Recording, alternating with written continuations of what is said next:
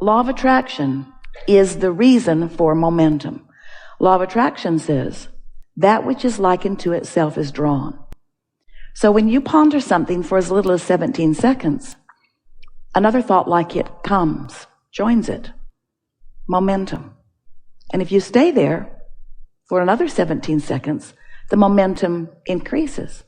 And once you cross the 68-second mark, usually the momentum is significant enough that things in your experience, things in your past, things in your memory, things all around you, things, people, experiences, memories, all kinds of things then begin joining that momentum. And once that momentum gets going, then it's going. It begins gathering up other things like it, you see. We're going to remind you of an analogy that we've offered to you so many times that if you have been listening to us for a while, and we know you have, if you've been listening to us for a while, you've heard it. We hope you like it as much as we do, because it is going to be the cornerstone of the discussion that we have today. Sometimes you say to us something that sounds a bit like, Abraham, wise one that you are. You don't say that, we just threw it in. I have fallen out of an airplane. I have no parachute. What do you suggest that I now do?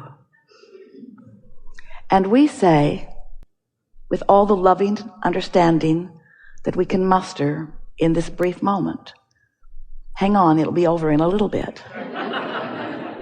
Because there is a certain momentum that it is not likely you are going to overcome with any kind of action. Well, that's what we want you to realize about the thoughts that you think. The thoughts that you think establish momentum, and law of attraction keeps that momentum going.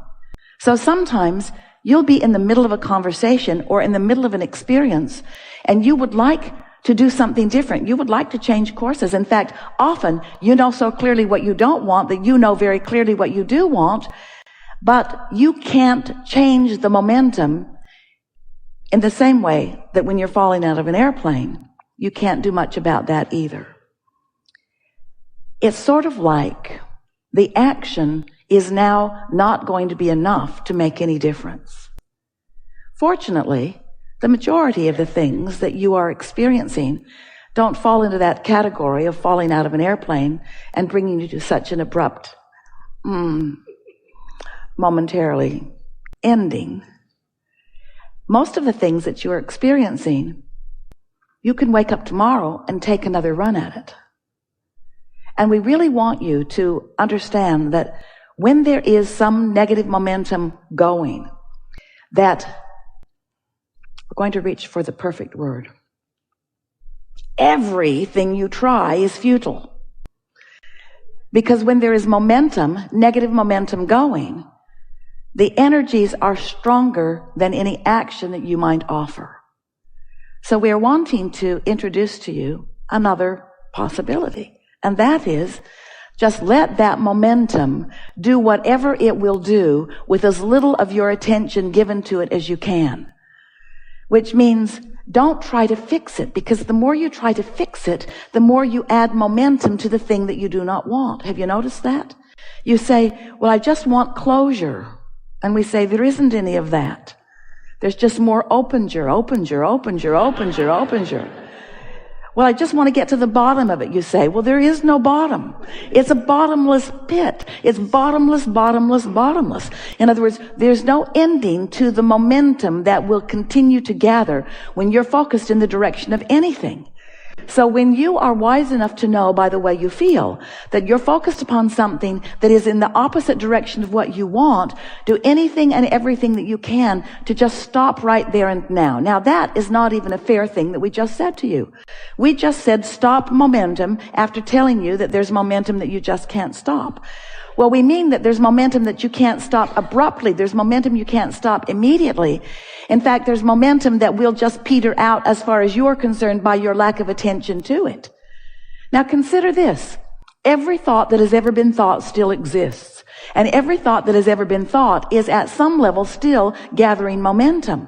But whether you continue to play with that thought and whether that thought continues to have an effect upon your life experience is completely up to you, because you can cease your attention on that, and as far as you are concerned, the momentum will then subside. Jesus said, turn the other cheek, and that is exactly what he was talking about.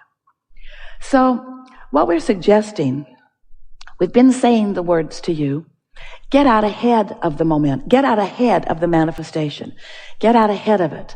And what we mean by that is, from a neutral place, which means when you first wake up, from a neutral place, which means when you're not feeling any strong emotion of any kind, from a neutral place, which often happens after you've meditated and quieted your mind, from a neutral place, that's the best way for you to begin some positive momentum about something when negative momentum has been going.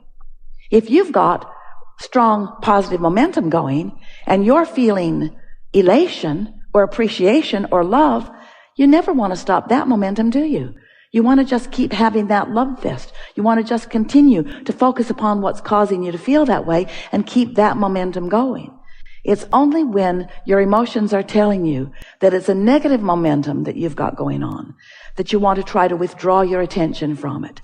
We just want to help you let yourselves off the hook a little bit by saying, don't expect to withdraw your attention from it all at once.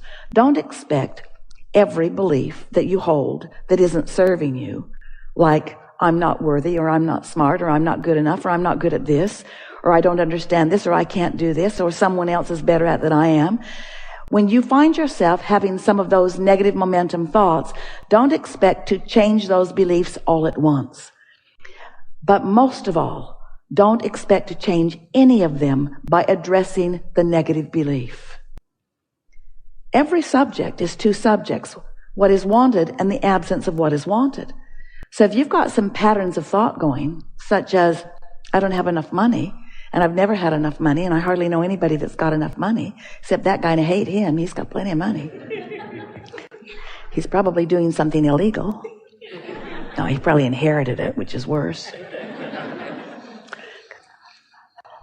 When you have these thoughts about something, and they've been going on for a while, you just want to let them lay as dormant as you can for a little while. And we want to say, they're not going to be that dormant, but at least now you'll know that you're not wanting to continue to add fuel to the fire by giving more and more attention to it. So what are we really saying to you with all of this rambling? We'll just put it to you very quickly. Stop focusing upon the things that you call issues or problems, because you're just making them worse. When you have an issue or a problem, when there's someone who's giving you grief, when there's something that's got your attention, and when you think about it, you don't like it, and then you want to talk about it, do your best not to talk about it. Do your best not to think about it. So, that's all we've got for you. Have a nice day. Goodbye. So then you say, okay, I hear you, Abraham, and I'm going to think about that. I'm not going to think about that. I'm not going to think about that thing. I'm not going to think about that thing I'm thinking about. I'm not going to think about it. I'm not going to think about it. I'm not going to think about that. I'm not going to think about that thing I'm not going to think about it. I'm not going to think about it. I'm not going to think about it. I'm not going to think about it. I'm not going to think about it. I'm not going to think about it. I'm not going to think about it. I'm not going to think about it. I'm not going to think about it. I'm not going to think about it. I'm not going to think about it because I'm not going to think about it. I'm not going to think about it. I'm not going to think about it. I'm not going to think about it because it doesn't feel good when I think about it. I'm not going to think, I haven't felt good about this when I've thought about it for a really long time. I'm not going to think about it. There's a lot of us that think about this and none of us like it. I'm not going to think about this thing. I'm not going to think about it. What about you? Are you going to think about this thing? I think we should join a group. We'll call it Things We're Not Going to Think About. I'm not going to think about that, and I'm not going to think about that, and I'm not going to think about that, and I'm not going to think about that. Wait, let me make a list of these things I'm not going to think about.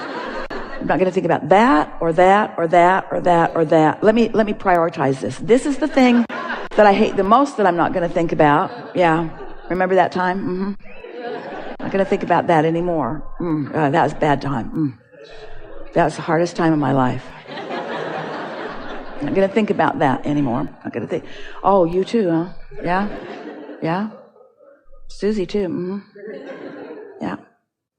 So what happens is you just begin to gather momentum. So now imagine you're in San Francisco. You been there?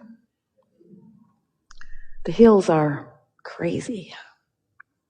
And your car is perched on what they believe is a reasonable road. It isn't. At the top of a hill, and the parking brake is not on, and your car is in neutral, and it's just perched right there on the crest of the hill. And so, just for kicks, you bump it from behind just a little bit, and it begins to roll ever so slowly.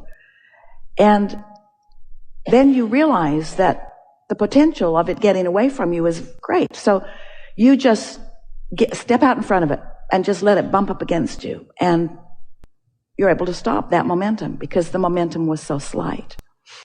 But if you were at the bottom of that hill and your car is rolling down the hill toward you, we don't think this is a very good idea. And you understand that. You understand the momentum of that. So we want to help you to understand that there is a momentum in everything because law of attraction says that there is. Law of attraction is keeping the thought that you're focused upon going. First, there is a thought that you're focused upon. And if you focus upon it long enough, it becomes a really active thought. And if you focus upon it long enough, it becomes so active that it's dominant. And whatever the dominant thoughts are that you have going, that's what your belief system is. They equal your point of attraction. So then you've got this belief system, and much of it serves you. There are a lot of things that you believe that the momentum is really good for you. There are some things that you believe that the momentum is not so good for you. So as life causes you to reach for yet more, that's when the beliefs that do serve you become more evident, because you find yourself appreciating and elating and feeling passionate. And the beliefs that don't serve you come to the forefront, and they feel like negative emotion. So today we want to talk about your point of attraction, which is what beliefs are dominant within you at any point in time. A few years ago, we introduced in one of the books the emotional guidance scale, and it listed rather scantily some words that depict the way you often feel. Sometimes you're depressed. Sometimes you feel rage. Sometimes you feel anger. We're moving up this emotional scale as we are offering these words. Sometimes you feel frustration or overwhelmment. Sometimes you feel hopeful. And sometimes you feel love. Sometimes you feel appreciation. Sometimes you feel love or appreciation or passion. Sometimes you feel depressed. Sometimes you feel love. Sometimes you feel depressed. And what we've noticed as we watch you is that the way you often feel is in response to what you are observing. And because you are so intertwined with so many people of your planet, more today than ever before, your social networks, your ability to interact, the low cost of phone calls. In other words, you're chatting it up. You're talking about things. You're interfacing with others. You're involved. Your cable network, your cable news, your 24-hour news cycles. You're giving a lot of attention, a lot of steady attention. And in doing so, you're getting momentum going, often without even knowing that there is a vibrational momentum going, that there's a vibrational momentum or belief system that's going. So now we are wanting to say to you that on all of these emotional discs, on all of these emotional spots along this emotional scale, that there is what we are calling your point of attraction. We've given it the term your grid in the sense that it is like the framework of a building that has the potential of filling in with full manifestation. It's your point of attraction. Do you have control? This is really what we're wanting to present to you and help affect with you in these hours that we are together today.